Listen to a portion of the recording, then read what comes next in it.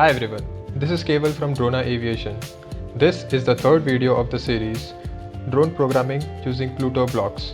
In this video we are going to continue from where we left off and learn more about the basic blocks. Let's go.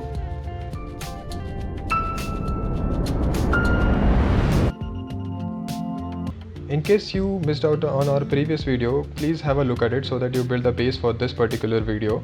And before we begin, I'd like to tell you that you can buy the Pluto drone, the 1.2 and the X, both the versions, on our website as well as on Amazon. You will find the link in our description below. So let us begin from where we left off. In the previous video we saw a few basic blocks. I'll open the same project, and I guess this is exactly where we left off in the previous video.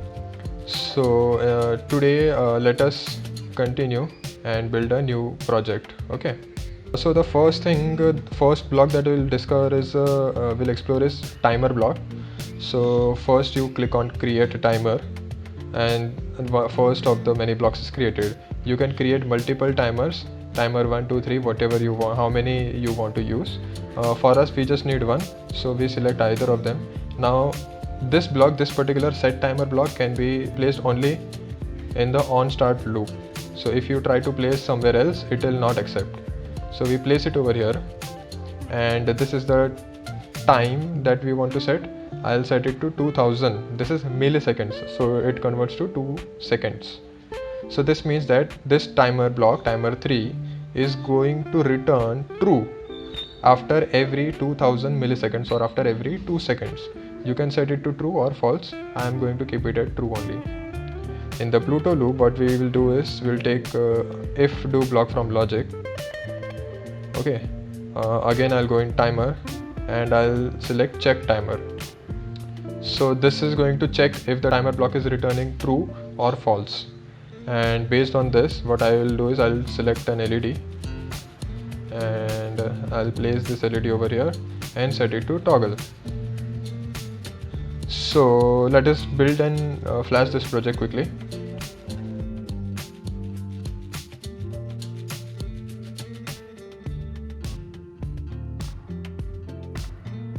And then let us execute the project. So I'll open the app, Pluto controller app. I'll connect the drone and I will press the developer mode. So the developer mode is on, and as you can see, after every 2 seconds the blue LED is toggling, and this is a simple execution of our timer block. Let us come back to the screen and see a small change in this project. What I will do is I'll use else block. So what we are doing is, if timer is this, then the blue should be on and otherwise it should be off. So let us quickly first build and flash.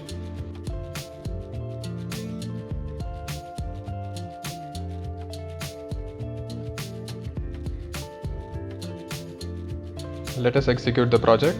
Again I'll connect the drone, and as soon as I press the developer mode, you can see that after every 2 seconds the LED turns on, and for the remaining portion it will remain off. So I hope this project explains you the timer block. You can test out different projects, different codes for this same timer block and explore how it works. Now for the next portion, let us first clear all these blocks. Okay, now what we are going to do is we will test motor blocks. So very simple one. What we will do is select all the motor blocks and place one below the other in the on start loop. Okay, and I'll select the same again and keep it in on stop.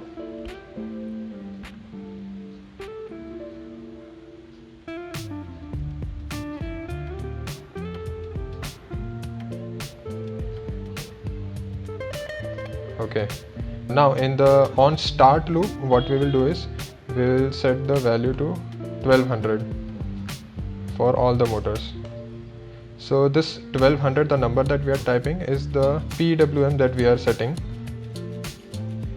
Essentially it is the power that you are giving to the motors. So the range is 1000 to 2000, 1000 being the minimum where the motors will be off, 2000 being the maximum. I am using 1200 because that is a nominal speed that can help us see the change, and it is very safe to experiment with that speed. If you set it at 2000, no problem, it will work, but the drone will create a lot of thrust and it sometimes becomes difficult to control it. Let us quickly build and flash.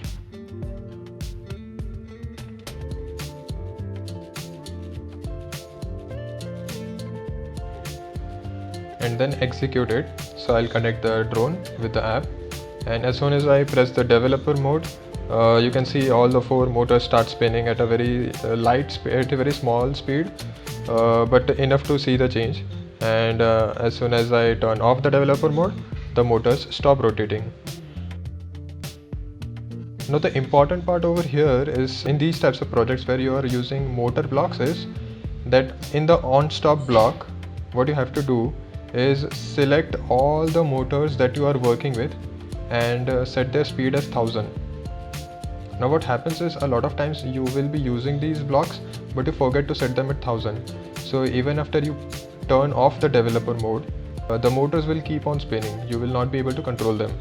So, and the only thing you could do then is to switch off the drone and switch it on. So restart the drone, but it becomes difficult to hold the drone if it is spinning, right?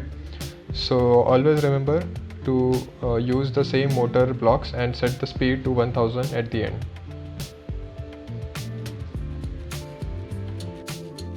Okay, now let us see the last project for understanding the basic blocks. In this, what I am going to do is first I'll select the logic and I'll place if do block, and I will also put else if block below it. Now in the logic itself, select the comparator block and copy paste it in the other else if as well. Now what I will do is I'll select current state. Okay, so I'll use the current role and copy paste over here as well. From math, I'm going to select the number block and copy paste it as well. I'll set both the values to 0. I'll explain you, don't worry what this is. I'll set this to greater than, this to less than, and let us select 2 LEDs. First is green, second could be blue. Here comes blue, here comes green.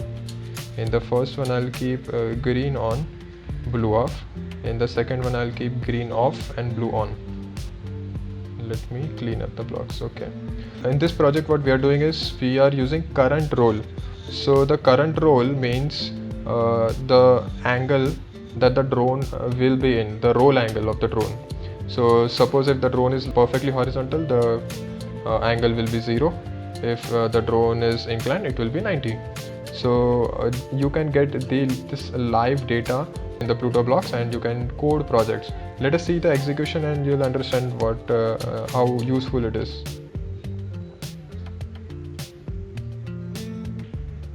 Let us first build the project and flash it.